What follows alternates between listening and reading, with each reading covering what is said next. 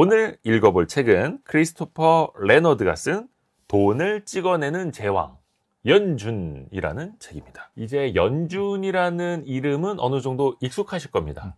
연방준비제도, 더 페드 이렇게 부르기도 하고 미국의 통화정책을 결정하는 중앙은행 이렇게 생각을 하시면 될 텐데 책이 굉장히 강렬합니다. 책 표지도 빨간색. 빨간색. 돈을 찍어내는 제왕. 근데 부제도 셉니다. 미국 중앙은행은 어떻게 세계 경제를 망가뜨렸나. 세네요. 세네요. 어떤 이유로 이 책을 선정하셨어요? 연준의 저금리 정책, 제로금리 정책을 비판하는 책이고요. 네. 올해 읽은 경제 관련 책 중에 두 번째로 재밌게 읽은 책. 그래요? 네, 굉장히 재밌게 읽었고 현재 우리가 연준이 고금리 정책을 유지하는 이유는 인플레이션 때문이다라고 이해를 하고 있잖아요. 네네네. 근데 인플레이션이 상당히 많이 내려왔음에도 불구하고 왜 계속 고금리 정책을 유지하고 있고 왜 금리를 안 낮춰주느냐, 여기에 대해서 의문이 되게 많을 텐데 네. 거기에 대해서 굉장히 많은 대답을 던져주는 책이다라고 보시면 되겠습니다. 근데 제가 봤을 때는 굉장히 이게 역사책이더라고요, 거의. 네, 역사를 다루고 있죠. 중앙은행의 역사, 그것도 특히 세계에서 가장 큰 세계 경제를 좌우하는 연준의 역사를 공부하시려는 분들께는 도움이 될 것 같습니다. 그러면 이 책은 누가 썼을까? 책 뒷부분에 보면 이렇게 써 있어요. 미국에서 가장 은밀한 조직 연준에 관하여 내부자의 시선으로 담아낸 최초의 책. 내부자입니까? 저자가? 저자는 저널리스트고요. 예. 저자는 기업들에 대해서 좀 비판적인 책들을 쓴 이력이 있는 분인데 크리스토퍼 레너드. 네. 근데 이 책의 주인공은 팀 호니그라는 분인데 연준 캔자스시티 연은 행장이었던 사람입니다. 네. 네. 참고로 연방준비제도에는 7명의 이사회와 그다음에 12명의 지역 연은 행장으로 구성되어 있는데요. 네. 그중에 캔자스시티 연은이라는 곳의 행장을 지냈던 사람이고 그 연준은 FOMC라는 통화 정책을 결정하는 의사결정 기구가 있죠. 네. 거기에서 위원들의 투표로 결정이 되는데 그 투표는 대체로 만장일치를 하거든요. 그 만장일치를 하는 이유는 나중에 설명드리겠지만 여러 가지 이유가 있는데 근데 이분이 이례적으로 계속 반대표를 연속으로 계속 외쳤던 네, 그런 분입니다. 그래서 소수 의견 내기를 좀 주저하지 않았던. 그렇죠. 근데 소수 의견을 그 개별 인터뷰나 점도표에서 소수 의견을 낼 수는 있되 그 찬성 반대 투표를 하는 데 있어서는 보통은 찬성을 해놓고 그러고 개별적으로 인터뷰를 하거나 아니면은 의사로 해서 나는 이 점이 좀 우려가 된다 이런 식으로 표현을 하는 게 보통의 연준의 관례라고 해야 될까요? 네. 연준이 일반적으로 그렇게 하거든요. 근데 이분은 대놓고 반대표를 한 8번인가 연속으로 외쳐가지고 버냉키 자서전, 네, 전전 연준 의장 버냉키의 자서전을 보면은 팀 호니그에 대해서 짜증난다 라고 표현을 하거든요. 그 버냉키 책에서 웬만하면은 사람을 욕하려고 하지 않거든요.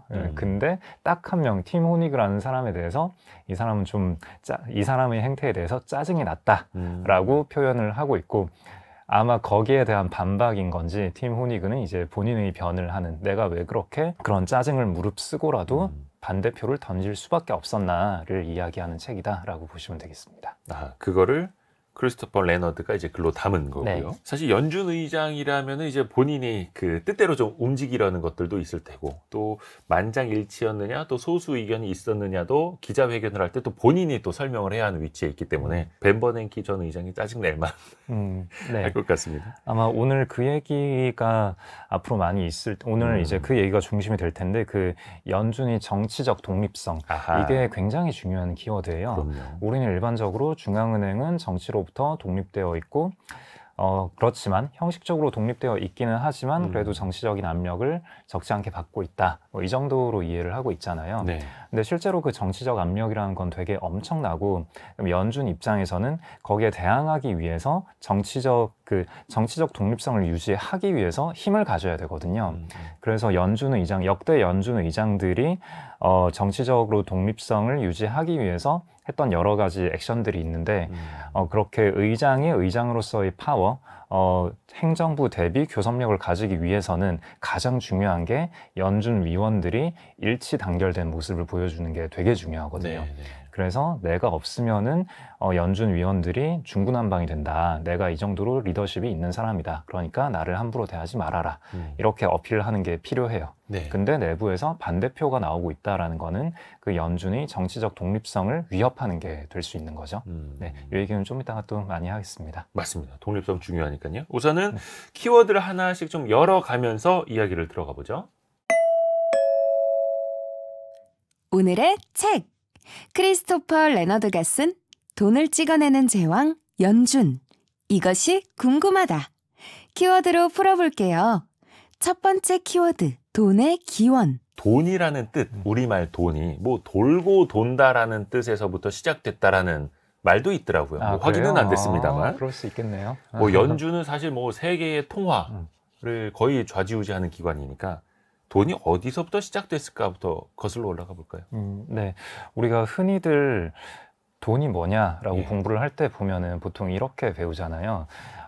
화폐라는 거는 교환의 매개, 가치 측정의 수단, 가치 저장의 수단이다. 그렇죠. 라고 기능을 먼저 이야기를 하고 이 기능을 충족하는 어떤 무언가를 우린 돈이라고 하겠다. 이게 경제학 원론 교과서에 나오는 얘기거든요. 네. 그러니까 기능을 먼저 이야기를 하고 기능으로부터 정의를 도출을 하는 거죠. 근데 이게 어디서부터 기원을 했는지 보면은 제가 아는 바로는 그 애덤 스미스의 국부론이라는 책을 읽어보면은 그 책의 서두에 딱 그 얘기가 나오거든요. 근데 애덤 스미스가 국부론 서두에서 그 얘기를 했던 거는 그 시대 1700년대의 저작물들은 대체로 사고 실험을 많이 했단 말이에요. 그러니까 쉽게 말해서 방구석에 앉아서 그냥 열심히 머리를 돌려보다가 이게 좀 말이 되네 하면은 그걸로 논증을 해 나가는 거죠. 그 화폐의 정의에 대한 이런 개념이 하나 있고, 다음에 나오는 얘기가 이제 화폐의 역사. 화폐의 역사는 최초에 물물 교환을 했다가 인간은 교환의 욕구를 가지고 있고, 그 다음에 서로 간에 물물 교환을 했다가 물물 교환이 너무 어려우니까 상품 화폐, 조개 껍데기 같은 모두가 선호하는 상품을 그 교환의 매개체로 쓰다가 이것도 번거로우니까 그 시간이 지나도 상하지 않고 들고 다니기 편하고 단위 부피당 가치가 높은 그런 금속 화폐, 네. 금, 은, 동 같은 거 금속 화폐를 쓰기 시작했다가 나중에는 그런 것도 번거롭고 아예 그냥 종이 쪼가리에다가 이거는 얼마다라고 적어서 쓰는 신용화폐를 쓰자, 이런 식으로 네. 화폐가 발달해 왔다, 그렇게 얘기를 하고 있잖아요. 네. 네. 근데 후대 학자들이 보기에 이런 앞에서 말한 화폐의 정의 그리고 화폐의 역사, 이 모든 게 다 틀렸다라는 거죠. 일단은 논리적으로도 틀렸고 역사적으로도 그렇지 않다라는 건데, 네, 논리적으로 보면은 그 교환이 있기 위해서는 욕구의 이중적 일치라는 게 해결이 돼야 되거든요. 저 사람이 원하는 거, 이 사람이 원하는 것.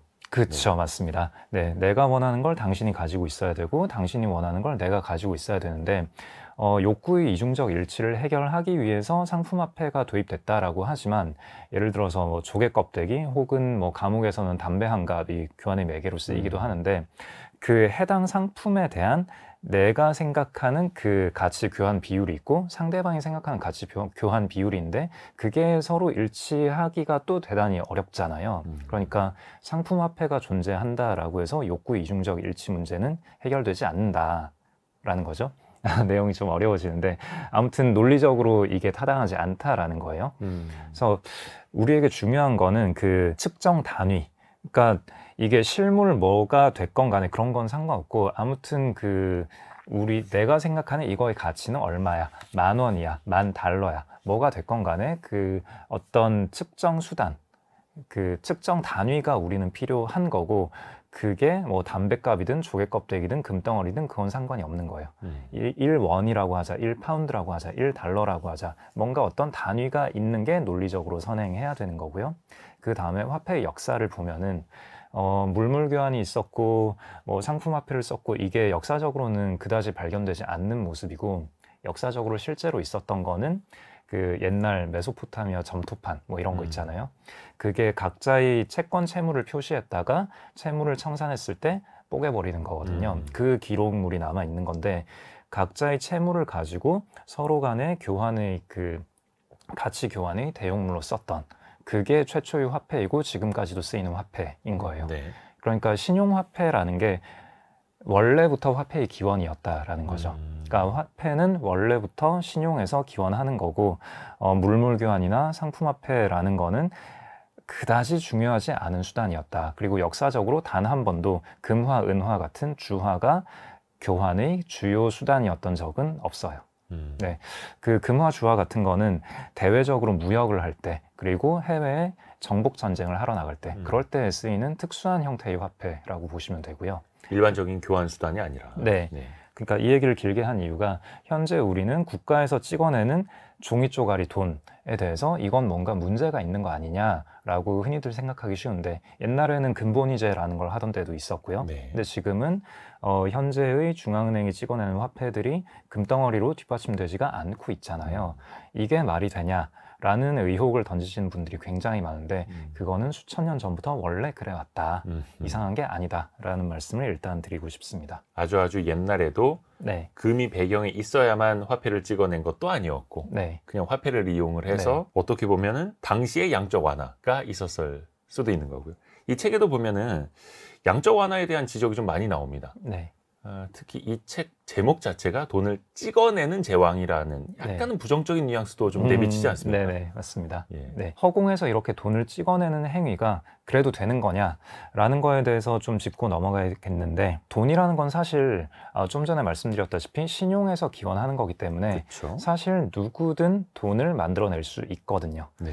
그러니까 두 사람 간에 어떤 교환이 있을 때 누군가가 부탁을 좀 들어달라고 요청을 하고 부탁을 들어줬을 때 서로 간에 빚이 생기는 거잖아요. 네. 그 서로 간에 원하는 바가 한 번에 청산이 돼서 우리는 이제 다시 볼 일 없어 라고 교환이 끝나는 경우는 거의 없거든요. 언제나 대부분의 상황에서 교환이 있을 때 한쪽은 빚을 남기게 마련이에요. 네. 네.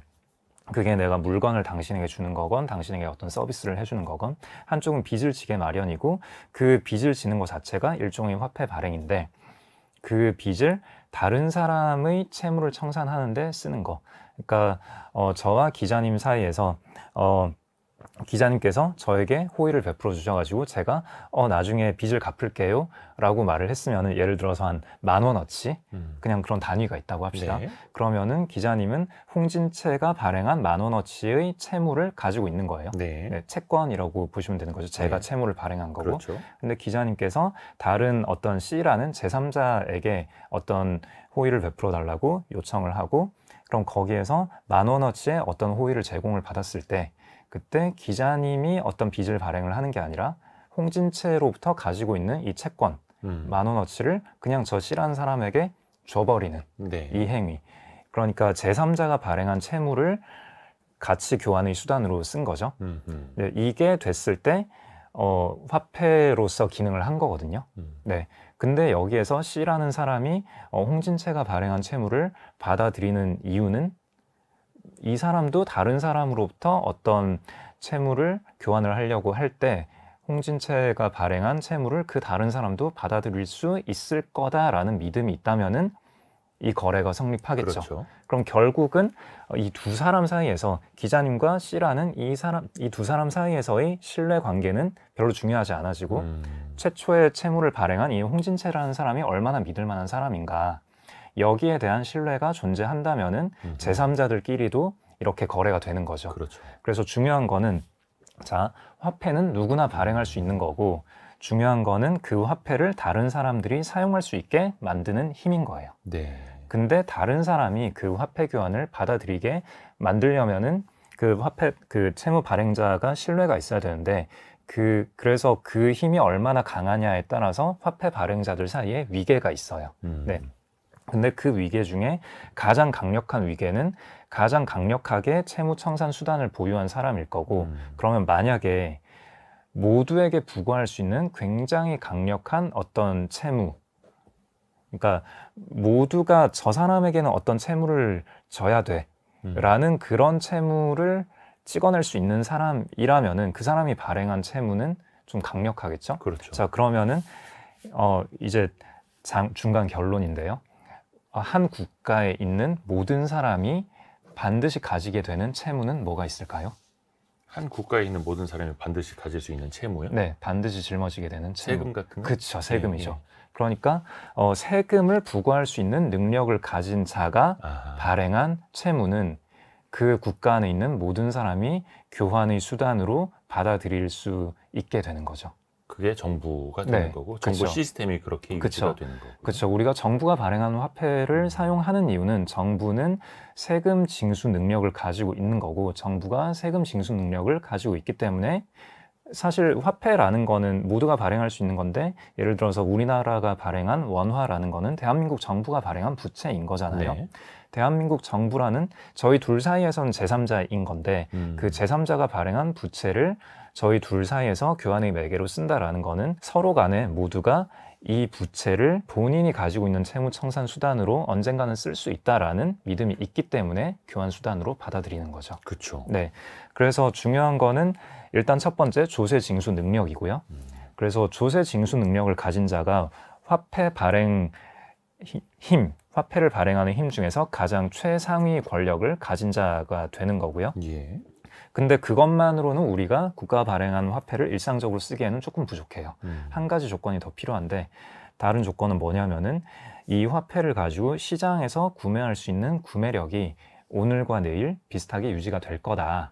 이 기대가 있어야만 이 화폐를 우리가 일상의 교환 수단으로 사용을 할 수 있거든요. 네. 그게 아니면은 우리에게 부과되는 세금 납부할 수 있는 만큼만 화폐를 보유하고 나머지 시장에서 일상의 거래는 다른 수단을 이용을 할 수도 있잖아요. 그러니까 국가는 이 화폐가 쓸 수 있는 구매력이 계속 안정적으로 유지가 될 거다라는 믿음을 국민들에게 심어줘야 되고요. 그렇기 때문에 중앙은행이 분리되어 있는 거예요. 그러니까 화폐를 찍어낸다라는 게 그 자체로 인플레이션을 유발하진 않아요. 그러니까 인플레이션이 돈의 가치다라는 관점에서 본다면은 네. 화폐를 찍어내는 행위 자체가 그러니까 보통 화폐 수량설이라는 관점에서 보면은 화폐를 처음에 1000개 찍어냈다가 그 다음에 1000개 더 찍어내서 2000개가 시중에 돌아다니다 보면은 인플레이션이 2배로 일어나지 않냐, 물가가 다 2배로 오르지 않냐, 그렇게 생각을 많이들 하시잖아요. 근데 실제로 인플레이션이 그렇게 굴러가진 않아요. 돈을 아무리 찍어내도 인플레이션이 발생하지 않는 때도 있고 돈을 별로 안 찍어냈는데도 인플레이션이 발생하는 때가 있어요. 네. 네. 어쨌거나 중요한 거는 그 사람들의 믿음을 관리하는 거고, 그래서 우리가 화폐 가치를 안정적으로 유지를 하겠다, 그런 시스템을 갖추고 있다라는 주장을 하기 위해서 중앙은행을 독립적으로 분리시켜 놓은 거예요. 네. 지금까지 얘기가 좀 길었는데, 그러니까 허공에서 화폐를 찍어내는 행위, 그리고 중앙은행이 그런 무제한적인 발권력을 가지고 있다라는 거는 전혀 어색하지 않은 일이다라는 거예요, 근본적으로. 네. 안정적인 관리를 위해서. 네, 관리를 위해서 필요한 시스템인 거지 마음대로 찍어내기 위해서 만들어낸 이상한 시스템이 아니다라는 거예요. 많은 사람들이 그 선후 관계를 헷갈리고 있어요. 돈이라는 게 돌고 도는 건데 최초 발행자의 신용이 중요하고 그걸 안정적으로 관리해야 하기 때문에 애초에 정부와 독립된 기관으로서의 중앙은행이 따로 존재해야만 한다라는 네. 것도 와 되게 체계적으로 배웠습니다. 홍 대표님한테. 근데 이제 양적 완화에 대해서 좀 비판이 가득하기는 한데 이 책에서 특히 경기가 안 좋을 때, 신용이 경색되었을 때, 돈이 안 돌 때는 각국 중앙은행이 네. 돈을 찍어내서 네. 화폐량을 늘리지 않습니까? 거기에 대해서 또 어떻게 보면 이제 순기능도 우리가 체감을 또 했었던 건데요. 네. 근데 이 책에서는 양적 완화에 대해서 이렇게 비판적으로 볼까요? 그 이유도 네. 한번 짚어볼까요? 일단은 사실 이게 통화정책, 재정정책 얘기를 하면서 하는 게 좋기는 한데 네. 저금리의 폐해라는 걸 좀 고민을 해봤으면 좋겠고요. 일단 기본적으로 돈을 푸는 게 경기 진작에 어떤 도움이 되는 게 이게 사실 좀 모호한 게 많아요. 네. 사실 이게 그렇게 전통적인 수단은 아니었고 돈이라는 거는 그냥 실물 경기를 따라가는 정도로 적당히만 찍어내주면 된다. 라는 입장도 있었고요. 네. 그러니까 돈을 찍어내서 좀 경기 침체를 해소해 보자라는 거는 최근에 들어서 그런 수단으로 많이 사용하기 시작한 거거든요. 그리고 그 폐해도 되게 많고요. 네. 그 대표적인 폐해가 불평등이 확대된다라는 거죠. 나중에 재정정책과의 차이를 이야기하면서 얘기를 좀 더 할 시간이 있을지 모르겠는데 아니 지금 먼저 그러면 네네. 키워드를 듣고 넘어갈까요? 네, 그러시죠. 네. 두 번째 키워드 한번 같이 들어보시죠. 다음 키워드 통화정책, 재정정책. 통화정책, 재정정책 그 말씀을 하셨으니까 사실 이게 일반인 분들 좀 헷갈리실 수가 있어서 약간만 제가 부연을 해드리자면 재정 정책은 정부에서 뭐 예산을 많이 이제 집행을 하듯이 세금을 걷어서 돈을 직접 정부가 쓰는 거고, 통화 정책은 중앙은행이 하는 거죠. 중앙은행이 뭐 금리를 낮춘다거나 아니면 뭐 채권을 사들인다거나 해서 돈을 시중에 이제 많이 공급하는 그런 행위를 말하는 거고, 어떻게 보면 새의 양쪽 날개와 같은 거지 않습니까? 통화 정책과 재정 정책은. 거기서부터 좀 설명을 해주신다면. 그래서 재정 정책은 정부에서 돈을 쓰는 거고, 네. 통화 정책은 중앙은행이 돈을 푸는 거고 라고 구분이 돼 있는데, 네. 아까 이제 돈의 기원에서 말씀드렸다시피 사실 돈은 원래 국가가 찍어내는 거고 이렇게 중앙은행과 행정부가 분리되어 있을 필요는 없거든요, 사실은. 근데 그 돈의 가치가 독립적으로 잘 유지되고 있다라는 믿음을 심어주기 위해서 분리를 시켜 놓은 거고, 그래서 돈을 푸는 행위는 사실 중앙은행만 하는 게 아니에요. 사실 국가가 부채를 발행하는 게 돈의 기원이라고 아까 말씀을 드렸잖아요. 그러니까 국가가 지출을 하는 거, 국가가 민간에다가 민간에서 휴대폰을 만들었을 때 휴대폰 사오고, 아니면은 뭐 건설업자들을 불러다가 여기에다가 뭐 건물을 하나 지을 테니까 건물을 지어주세요, 돈을 줄게요라는 국가 지출, 이런 것들이 궁극적으로는 다 돈을 푸는 행위가 되거든요. 그래서 국가 지출은 돈을 푸는 행위이고, 그 다음에 세금을 걷어들이는 행위는 돈을 축소시키는 거예요. 그럼 거꾸로 세금을 줄이는 행위, 감세라는 거는 또 돈을 푸는 행위가 되는 거죠, 상대적으로. 그렇죠. 그래서 돈을 푸는 행위는 중앙은행만 하는 게 아니다라는 거예요. 국가 행정부의 재정정책이라는 것도 통화를 풀었다가 줄였다가 하는 굉장히 큰 역할을 수행을 하고 있어요. 그래서 요즘에 미국 정부가 국채를 얼마나 발행하느냐에 따라서 막 금리 수준이 막 널뛰기를 하죠. 하잖아요. 국가가 국채를 발행한다라는 거는 시중에서 돈을 회수한다라는 거죠. 통화량을 축소하는 효과가 있는 거고, 근데 이게 또 재밌는 거는 그렇게 국채를 발행해서 흡수된 통화량은 다시 재정 지출로 시장으로 나오잖아요. 그렇죠. 예산을 이제 집행하니까요. 그렇죠. 그 과정에 대해서는 이제 나중에 또 이제 저의 결론부에 해당하는 얘기가 될 수 있어서 약간 미뤄두고, 자, 그럼 여기서 중요한 거는, 자, 재정 정책과 통화 정책이 궁극적으로 이렇게 시중의 통화량을 늘리고 줄이는 효과가 있어서 동일한 거긴 한데, 근데 실제 차이는 뭐냐면은 재정 정책은 시중에서 누가 수혜를 받을 건가, 돈이 어디로 흘러갈 것인가라는 거를 국가에서 찍어서 준다라는 거죠. 좀 전에 제가 묘사한 대로 휴대폰을 산다. 그러면은 휴대폰 생산업자들이 돈을 벌게 되겠죠. 건물을 짓는다. 그러면 건축업자들이 돈을 벌게 될 거고요. 아니면은 어떤 사회 취약계층에게 지원을 해준다. 그러면 그 취약계층에게 돈이 흘러갈 거고요. 그런 식으로 핀포인트로 국가가 누가 돈을 벌지를 찍어서 준다. 그렇죠. 찍어서 돈을 푼다라는 거죠. 맞춤형으로 가능하다. 그렇죠. 그러니까 누가 그 수혜를 볼 것인가에 대해서는 아주 많은 사람의 합의가 필요할 거고, 그러니까 의회의 동의가 필요하죠. 의회에서 예산안을 짜는 거잖아요. 그래서 소수가 의사결정을 할 수가 없게 되는 거고, 그렇다 보니까 당연히 그 의사결정 과정이 굉장히 느리겠죠. 반면에 통화정책은 좀 이따가 연준에 대해서 이야기를 하겠지만, 그 7명의 연준 이사회가 있고요. 그 다음에 그 12명 여는 행장 중에서 5명, 정확히는 4명이긴 한데, 그 미국 전체에서 딱 11명, 7 더하기 4에서 딱 11명이 결정을 하는 거예요. 아주 소수가 의사결정을 할 수 있는 건데, 그럴 수 있는 이유는 통화정책은 어느 방향으로 돈이 흘러갈지를 민간에서 결정을 하는 거예요. 아까 이 얘기를 빠뜨렸는데, 사실 시중의 통화량이 늘어나는 거는 은행에서 민간에게 대출을 해주면 그 자체로 통화량이 늘어나는 거예요.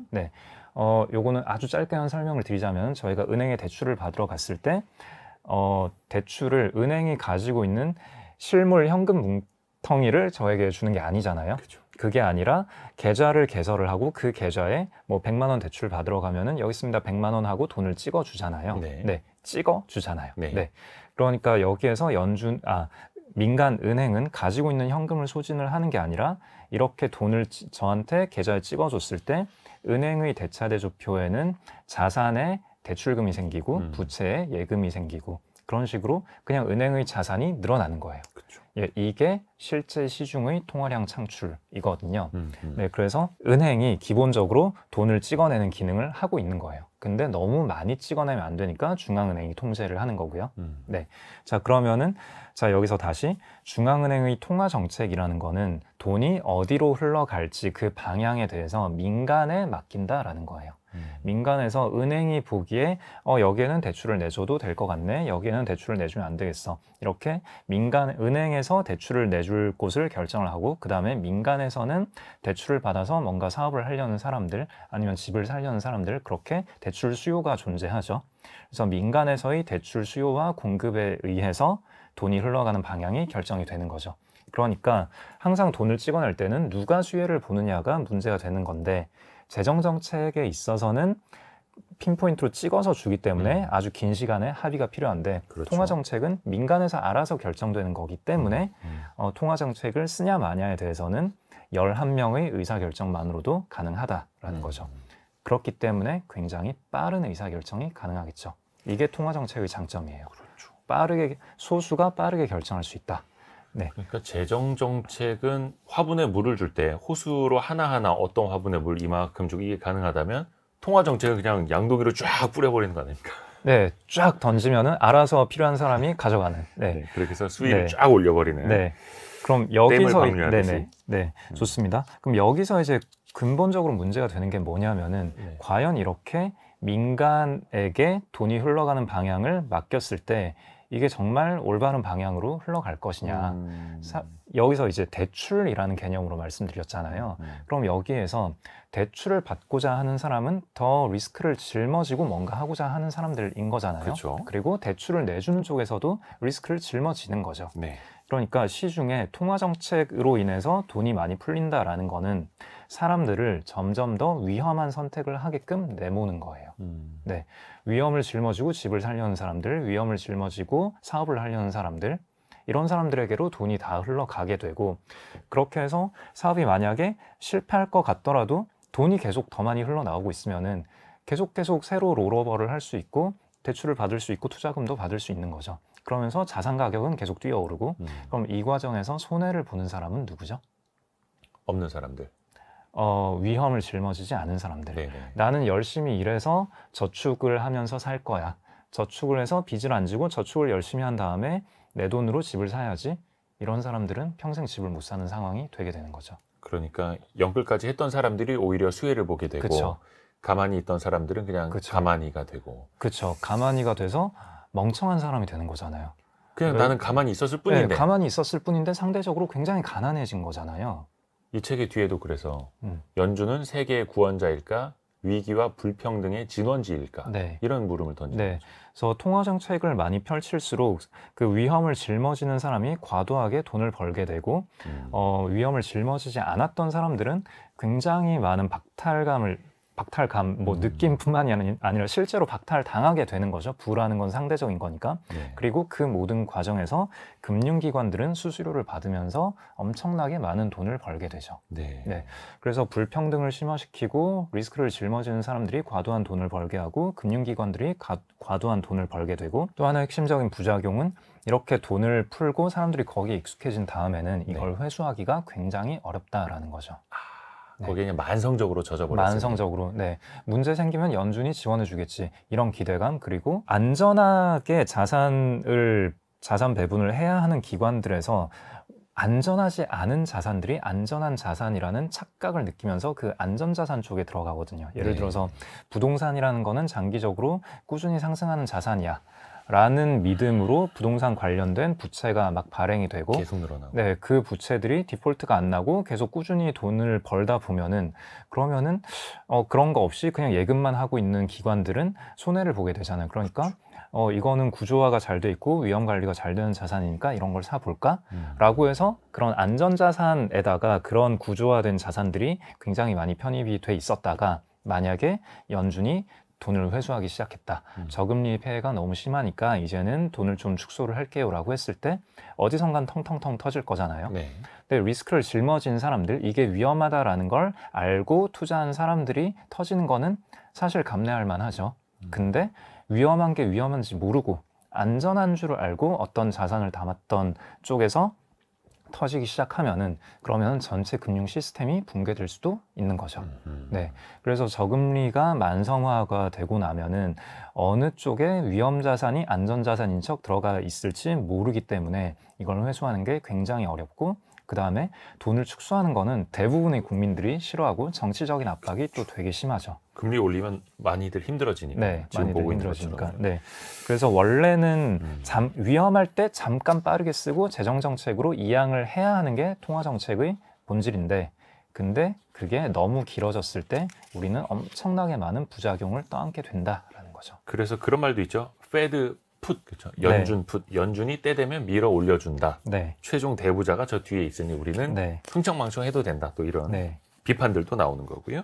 다음 키워드로 같이 한번 넘어가 보실까요? 다음 키워드는 정치적 독립성. 앞부분에 홍진철 대표님이 가장 중요한 키워드가 바로 독립성이다라는 말씀을 해주셨는데 그게 지금 나옵니다. 독립된 기관이죠. 행정부로부터. 그래서 우리나라 한국은행 같은 경우에도 무자본 특수법인으로 분류가 되는 걸로 알고 있습니다.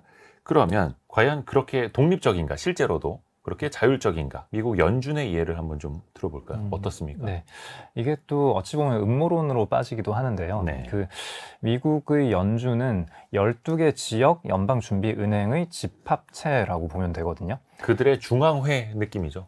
중앙회, 그쵸, 맞습니다. 중앙회. 네. 그래서 12개 지역 연은이 있고, 각 실제 규제는 지역 연은들이 관장을 하는데, 근데 문제는 그 지역 연은의 출자를 지역의 민간 기업들이 해놓은 거죠. 그리고 우리가 연준의 대차대조표라고 하는 보는 어떤 그 테이블이 있잖아요. 네. 근데 그 연준의 대차대조표라는 거는 그 12개 지역 연은의 대차대조표를 그냥 합친 거거든요. 네. 그렇기 때문에 이게 음모론으로 들어가자면은 결국은 연준은 민간 기관이고 민간에서 다수율을 하고 있는 거고 민간인들이 이 화폐 발행을 좌지우지하고 있는 거다. 뭐 이렇게 얘기를 하기도 하는데 중요한 거는 그 연은 행장들, 그 다음에 7명의 중앙의 보드 멤버들, 이게 다 이 사람들이 다 국가에서 결정이 되거든요. 국가에서 찍어주고 그 다음에 그래서 중요 의사결정은 국가에서 찍어준 사람들이 하는 거예요.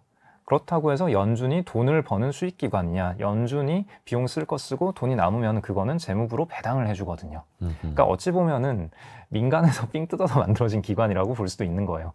반대로 보면. 네, 반대로 보면 민간에서는 돈만 내고 실제로 얻는 건 별로 없는. 그러니까 말씀하신 대로 중앙회 혹은 뭐 협회 같은 느낌이라고 보셔도 되는 거죠. 자율규제기구라고 볼 수도 있는 거고요. 네.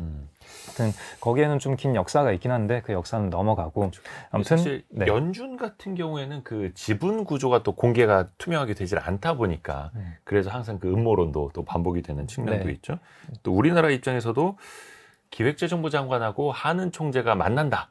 그럼 그 자체가 또 엄청난 이슈가 되기도 합니다. 어떤 뭐 통화정책과 재정정책의 어떤 협력을 통해서 잘해보기 위해서 인사하러 간다라고 해도 이제 막 언론에서는 네. 독립성을 침해하는 거 아니냐 또 막 이런 네네. 말이 또 나오죠. 네.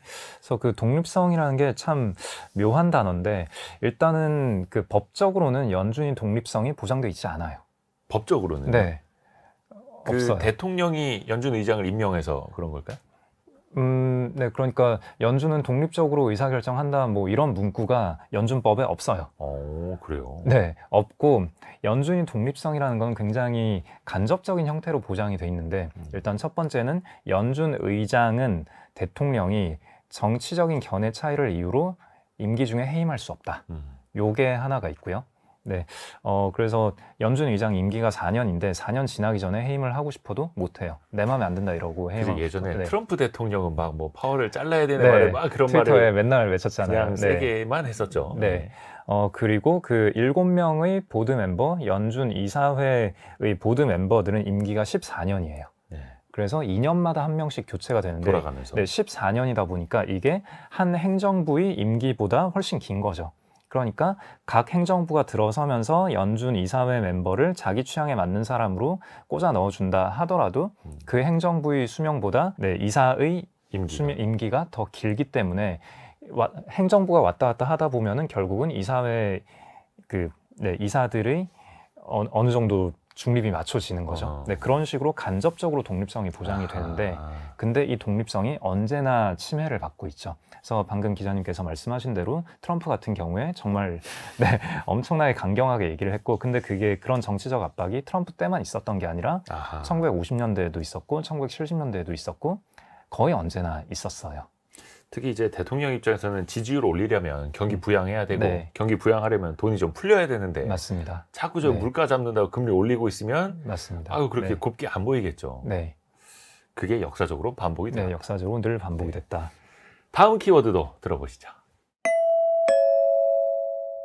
다음 키워드 저금리의 폐해. 저금리의 폐해라면은 뭐가 될까요? 뭐 물가? 그래서 아까 이제 저금리의 폐해를 좀 말씀드리긴 했는데 그래서 사실 중요한 얘기는 다 끝났어요. 저금리의 폐해를 이미 얘기했기 때문에 네. 아까 말씀드렸던 대로 불평등이 심화되고 그 다음에 그 리스크를 짊어지는 회사들이 리스크를 짊어지고 사업을 하다가 좀 안 되더라도 돈을 다시 땡겨오면 되잖아요.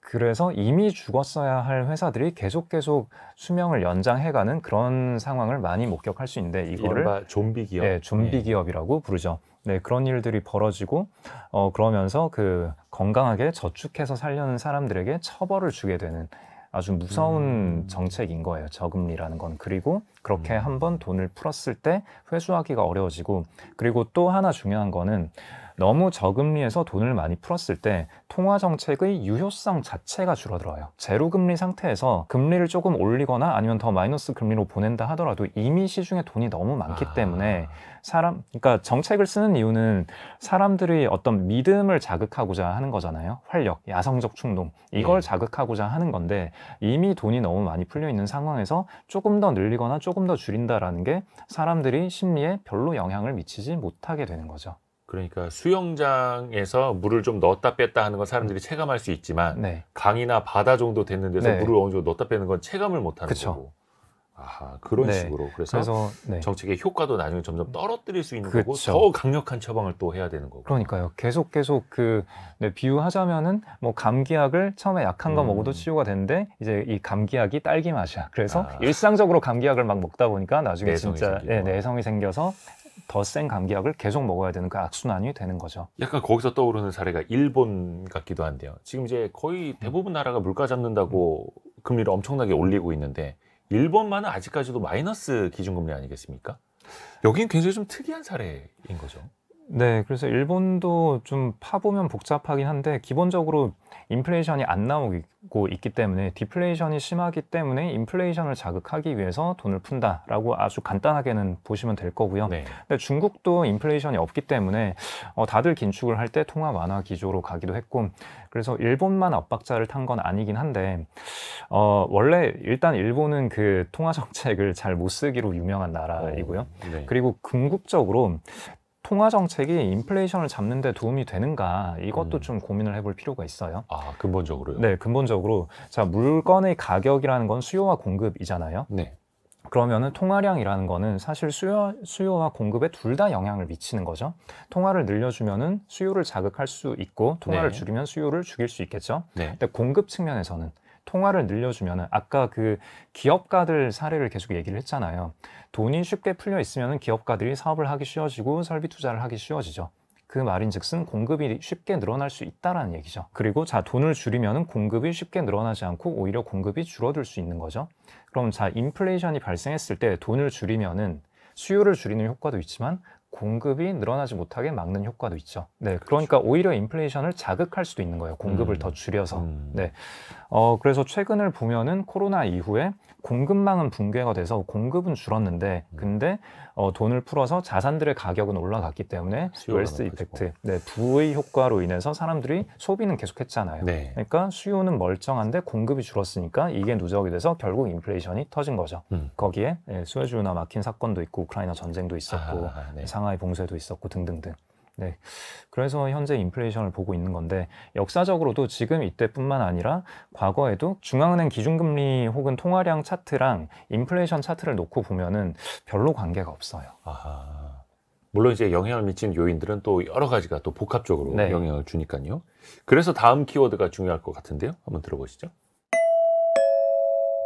다음 키워드 정책의 균형, 통화량 조절만으로는 과거와 같은 효과를 내기가 어렵다. 그러면 좀 대안을 좀 찾아볼까요? 이게 과거의 공식대로는 안 된다라는 지적이잖아요. 네, 그래서 지금까지 쭉 빌드업을 잘 해왔다고 저는 느끼는데, 자, 돈은 원래 허공에서 찍어내는 거고, 예. 국가가 돈을 쓰는 게 돈을 찍어내는 건데, 근데 행정부와 중앙은행을 굳이 분리를 시켜놨잖아요. 네. 그러니까 중앙은행에서 통화정책으로 돈을 풀 때는 재정정책 쪽에서는 돈을 좀 흡수하는, 그러니까 증세를 하고 재정 지출을 줄이고 흑자 재정으로 가고 이렇게 해야 밸런스가 맞고요. 네. 그 다음에 재정 정책을 많이 쓸 때는 통화 정책 쪽에서는 돈을 좀 흡수를 해주는, 그렇게 해야 좀 밸런스가 맞아요. 근데 또 반대로 보면은 너무 정책 엇박자 아니냐 막 그럴 수도 있잖아요. 아니에요. 그게 맞아요. 역사적으로도 그게 잘 굴러갔을 때가 1950년대, 1980년대, 1990년대 요때가 그게 좀 잘 굴러가던 때였고요. 그래야지 과도한 인플레이션이라든지 그쵸. 그런 게 발생하지 않는다. 그쵸. 부작용을 좀 최소화할 수 그렇죠, 있다. 그렇죠. 저금리에, 그러니까 통화 정책을 풀면서 재정 지출도 많이 하는 거는 정말 힘들 때, 정말 나라가 위기에 처해서 경제가 붕괴될 때 어떤 수단이든 써서 경제를 부양을 시켜야 될 때 하는 거고, 그 다음에 통화도 긴축을 하고 재정도 증세를 많이 하는 네네네. 그런 때는 뭐냐면은 인플레이션이 너무 심해서 인플레이션의 역효과가 너무 심하기 때문에 일단은 다른 거 다 버리고 이것부터 잡아야겠다라고 할 때, 그런 극단적인 케이스거든요. 네, 그래서 그 극단적인 통화 긴축을 했던 때가 1980년대이고요. 그 1980년대는 왜 그랬냐? 1970년대에 엄청나게 인플레이션이 있었기 때문이죠. 1970년대 인플레이션은 오일 쇼크 이런 거는 사실 좀 약간 보조적인 효과였고, 그 이전에 이미 인플레이션의 조짐이 엄청 많았거든요. 그게 뭐였냐면은 통화 완화와 재정 지출, 그러니까 통화도 풀고 재정도 풀었던 그 두 조합이 60년대 중후반부터 합쳐졌어요. 그러고 70년대 내내 그러고 있었기 때문에 70년대 내내 통화는 완화적이었거든요. 그때 주식 시장만 안 좋았지 부동산 시장은 엄청나게 상승을 했어요. 네. 그러다 보니까 그 폐해를 70년대에 맞이를 했고, 그걸 잡느라고 80년대에 굉장히 극단적인 정책을 쓴 거죠. 뚝이 터져버려서 네. 굉장히 더 높은 네.